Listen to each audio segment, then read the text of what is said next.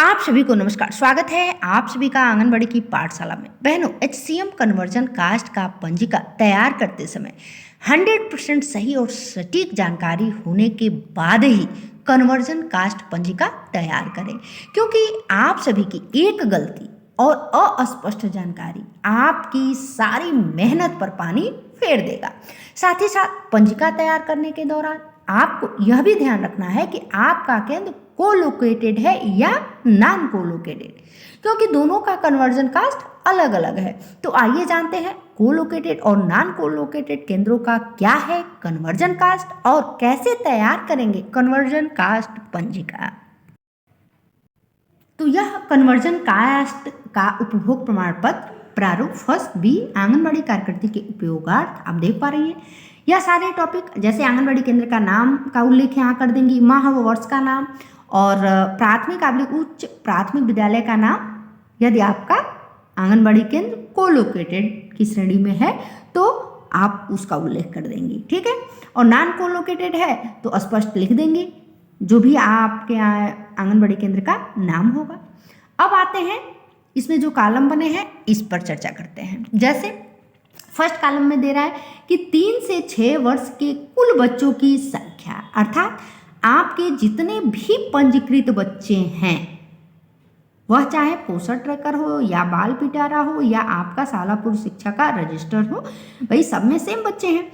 तो suppose that कि आपके टोटल जो है 38 बच्चे हैं, ठीक है। तो आप उनकी संख्या यहाँ लिख दी। नेक्स्ट कॉलम पे आते हैं। जैसे लिखा है कि माह में HCM प्राप्त करने वाले 3 से 6 वर्ष के बच्चों की संख्या, यहाँ पर भी आप ध्यान दीजिएगा।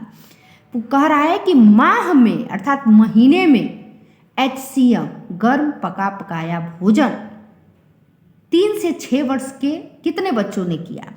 तो यहाँ पे करना क्या है, जैसे पर डे का एक रेशियो आपने निकाला है। पर डे बच्चे अगर 20 आए और भोजन किए तो इन्होंने 20 किए, इसका मतलब कि 20 गुणे 25, भाई भोजन 25 दिन का है तो 20 गुणे 25 बराबर आप ऐसे 500, अर्थात यहाँ पे आपको लिखना है 500, ठीक है। ये 500 कौन क्या है, तो बच्चे हैं जिन्होंने माह में भोजन प्राप्त किया।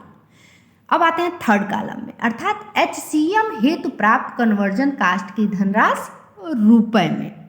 तो जितने भी आपको कन्वर्जन कास्ट की धनराशि मिली है वह यहाँ पे आप लिख देंगे, उसका उल्लेख कर देंगे। जैसे सपोज दैट आपको 2500 रुपये मिले हैं तो यहाँ पे आप 2500 रुपये ऐसे लिख दी।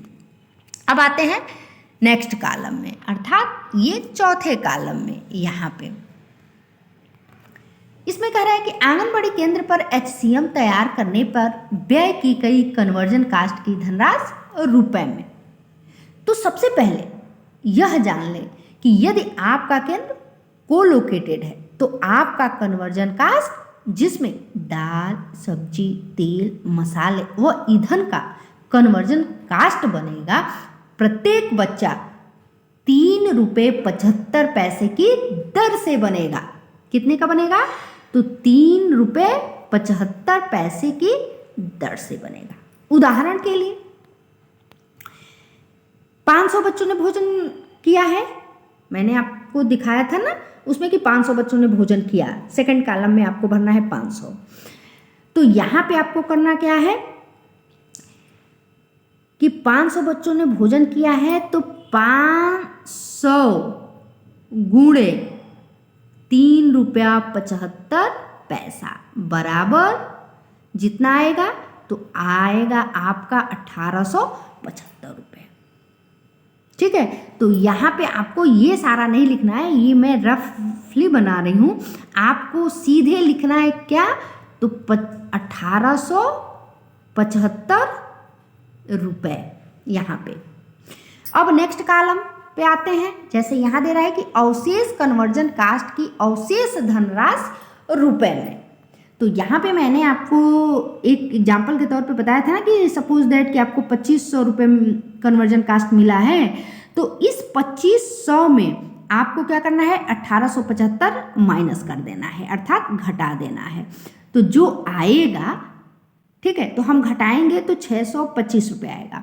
तो यहाँ पे हमको 625 रुपये लिख देना है कि 625 रुपये क्या है, यह अवशेष धनराशि बचा है।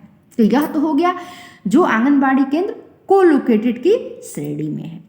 अब वह बहनें समझे जिनका केंद्र नॉन कोलोकेटेड की श्रेणी में आता है, तो वह भी मान लीजिए कि उनके भी बच्चे अगर 38 हैं, ठीक है, तो यहाँ पे पहले हम 38 लिख देंगे। फिर माह में HCM प्राप्त करने वाले 3 से 6 वर्ष के बच्चों की संख्या, तो यहाँ पे भी 500 बच्चों ने भोजन किया तो 500, जैसे पर डे अगर 20 बच्चों ने भोजन किया, मैंने जैसे सेम वही रहेगा, पर डे 20 बच्चों ने भोजन किया है तो 20 × 25 बराबर 500 बच्चे हुए, तो 500 लिख दिए।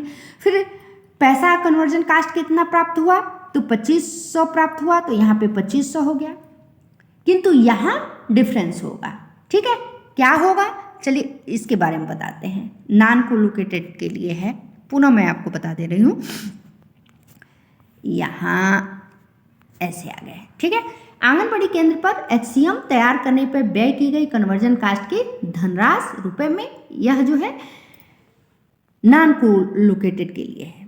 जैसे यदि आपका केंद्र नॉन कोलोकेटेड की श्रेणी में आता है तो आपका कन्वर्जन कास्ट 4 रुपये 25 पैसे प्रत्येक बच्चे की दर से बनेगा।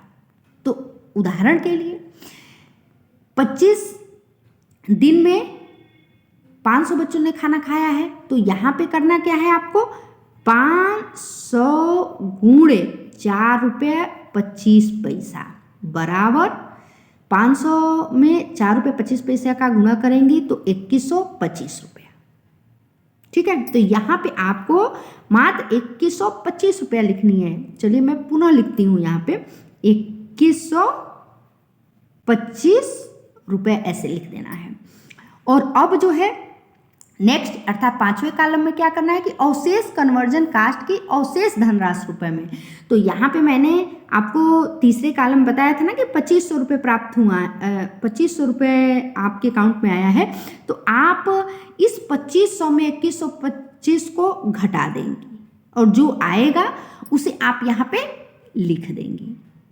और यदि किन्हीं कारणवश, जैसे सपोज दैट कि आपके यहाँ 500 माह में 500 से ज़्यादा बच्चों ने भोजन किया है और आपका कन्वर्जन कास्ट जो है वह 2500 रुपये मिला है, तो यहाँ पे ज़्यादा पैसे खर्च आपके हो गए हैं, ठीक है। तो यहाँ पे ज़रूरी नहीं है कि प्लस में ही आए, माइनस में भी आ सकता है। तो आप यहाँ पे माइनस ऐसे लिख के, जैसे 625 रुपये आया और माइनस में आया तो आप ऐसे -625 लिखेंगी। बात हमारी समझ में आ गई होगी। यह रहा नॉन कोलोकेटेड आंगनबाड़ी केंद्र हेतु। और इसके पहले इसी वीडियो में मैंने बताया जिनका केंद्र कोलोकेटेड की श्रेणी में है। मैं आपसे बार बार कह रही हूँ कि इस वीडियो को आप सभी जब तक समझ में नहीं आए तब तक देखिए, 1-2 बार जरूर इसे देखिएगा, मेरी बातों को सुनिएगा भी और वीडियो में अंत तक बने भी रहिएगा। और आप इसे अपने भी देखिएगा और आपसे जुड़ी जितनी भी बहनें होंगी उन तक भी इस वीडियो को अवश्य सेंड करिएगा, ताकि वह भी अपनी HCM कन्वर्जन कास्ट का जो ये पंजिका तैयार कर रही हैं उसमें कोई गलती न हो। मिलती हूँ नेक्स्ट अपडेट के साथ। यदि आप हमारे चैनल पे पहली बार हैं तो प्लीज़ चैनल को सब्सक्राइब करें। ऑलरेडी आप सब्सक्राइब की हुई हैं तो वीडियो कैसा लगा कमेंट बॉक्स में अवश्य लिखिए। मिलते हैं नेक्स्ट अपडेट के साथ, तब तक के लिए नमस्कार, धन्यवाद।